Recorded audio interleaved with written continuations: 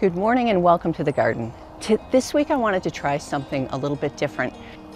A lot of times when people are new to gardening, they're not really sure what really do you need to do every week to keep a garden. I thought it would be helpful to just go through and show you the to-do list, how I develop it, and what I'm going to do this week in the garden.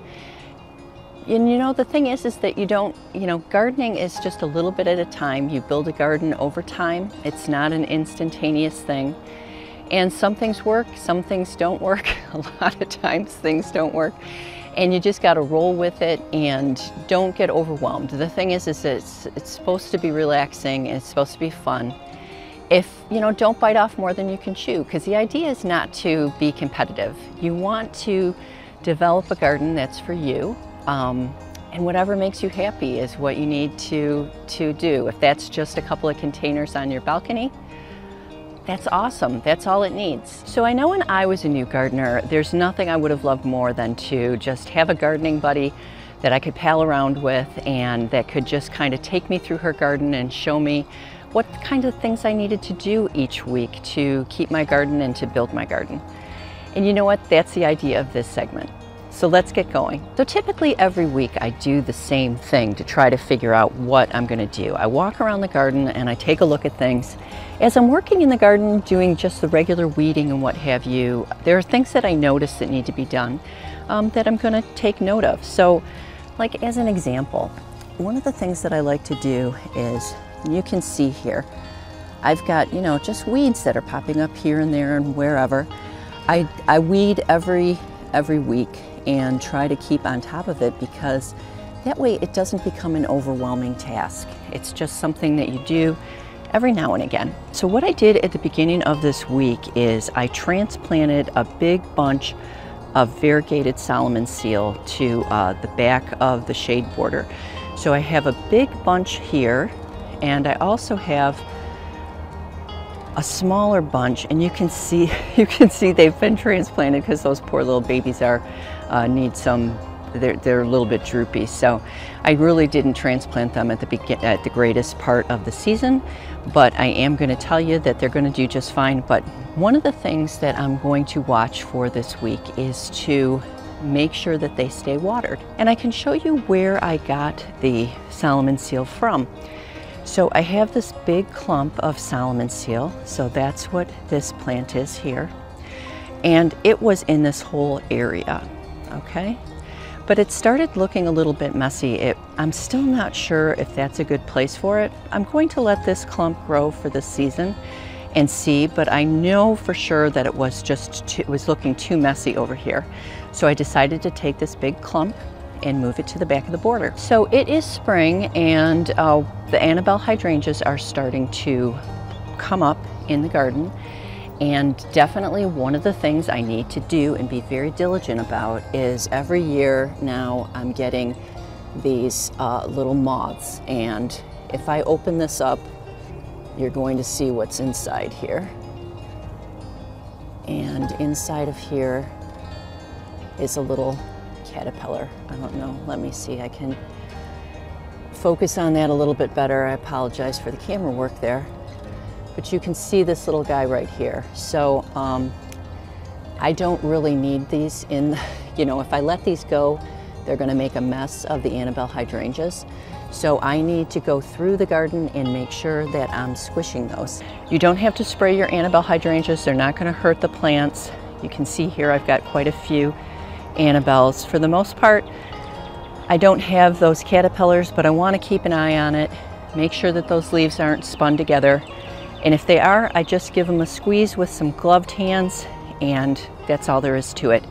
No more caterpillar. There's another shrub that I also want to dig out of the garden this week, and you can see it here. Honestly, I forget the name of this, so when I do the video, I will post the name. But this shrub right here, you can see I've got a bunch of dieback. It's just not properly placed, and it's not thriving. I've given it a couple of years, and it doesn't like this area, so it needs to be dug up, and I'm going to find a new home for it. Okay, originally I was planning on digging up this big grassy area here and putting in a double border. That's going to be delayed this year because I've got a lot of stuff going on in my life right now, and I just don't have the time. But so what that means though is one of the things that's on my list is I need to repair the turf damage that's in the yard.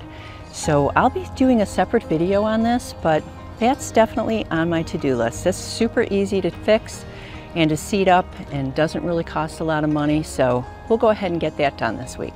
Okay, so that brings us to my next thing on the to-do list. So if I zoom in here, you can see I've got this beautiful purple smoke bush, and originally my plan was, and you can see here, was to keep it cut to the ground to fill in this space, but I think I'm actually going to move it and let it grow much bigger rather than cutting it to the ground each year.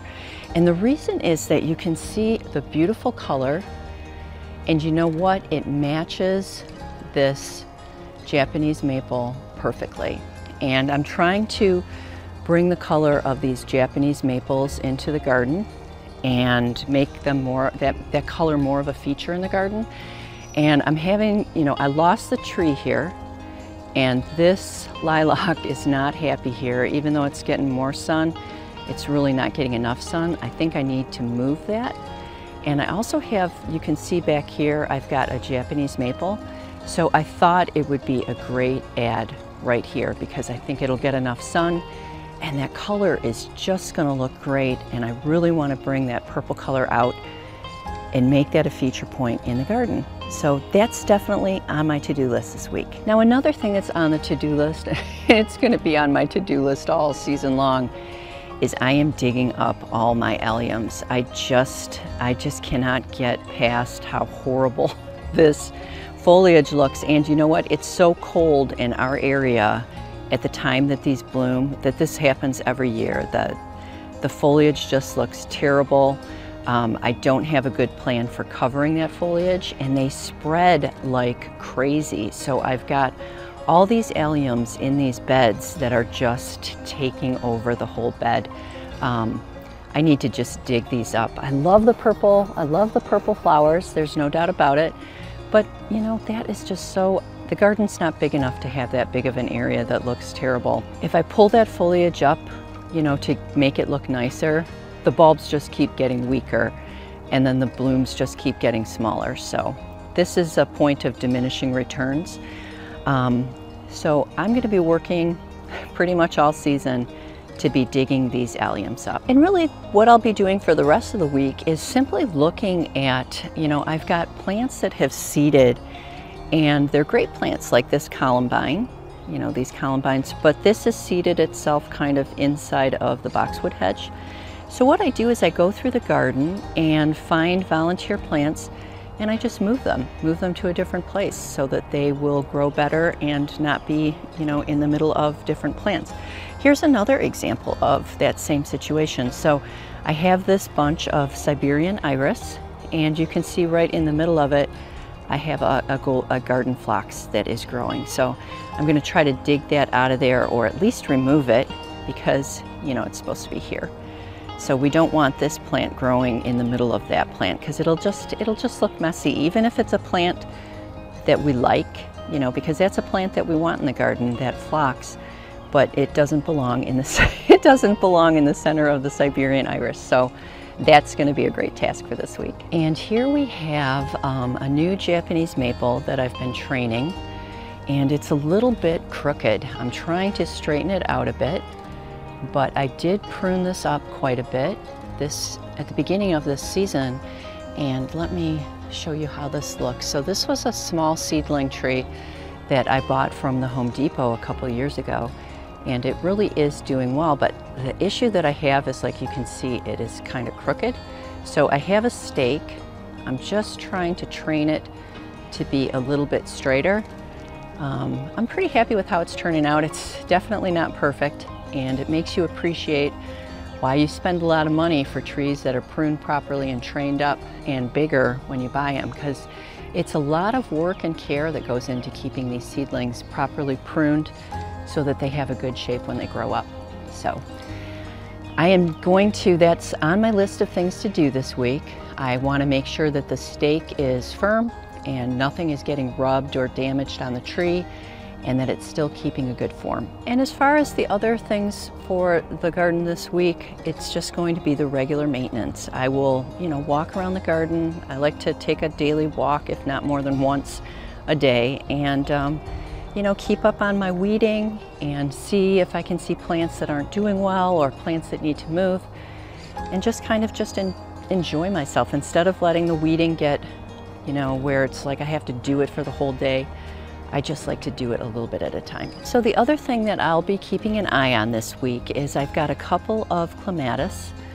And you can see here, I've got this guy, and I'm not doing a very good job of training him on the arbor. Now when these plants are young is the best time to be training the clematis. So I'm gonna come around and make sure that that thing is climbing up on there. And I'm also going to be watching this clematis and making sure that I'm helping it to be trained on that support. Another thing that I am noticing here is I've got some plants and some weeds that are growing through the boxwood.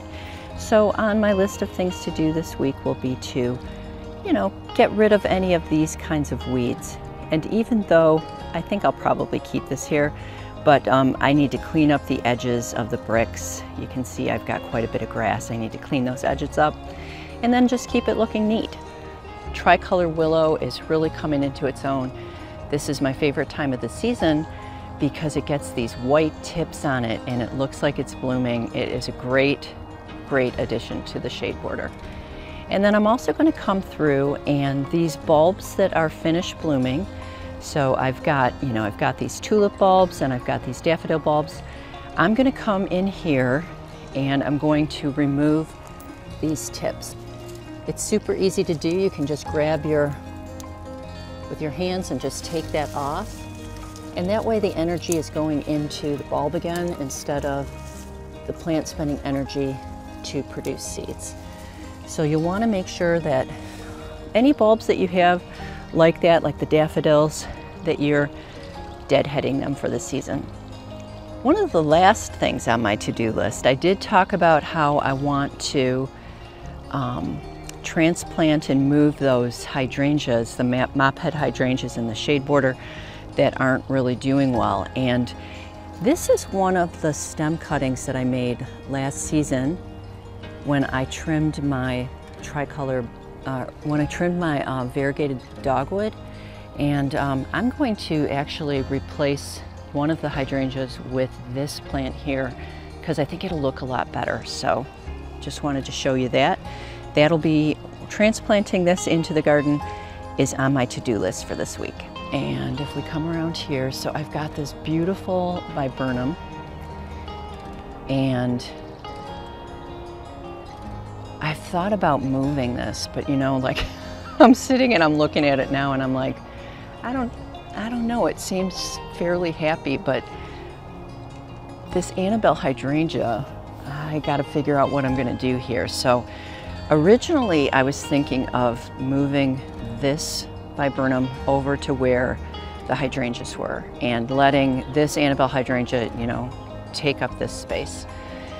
That's one possibility. The other possibility is I can leave that viburnum there and move the Annabelle hydrangea. So, you know what? Hit me up in the comments if you have an opinion on this one way or the other, and let me know what you think. That's still out for debate. So obviously it's still blooming. I wouldn't move it right now. This would be something that I would move in the fall because I don't want to disturb the plant.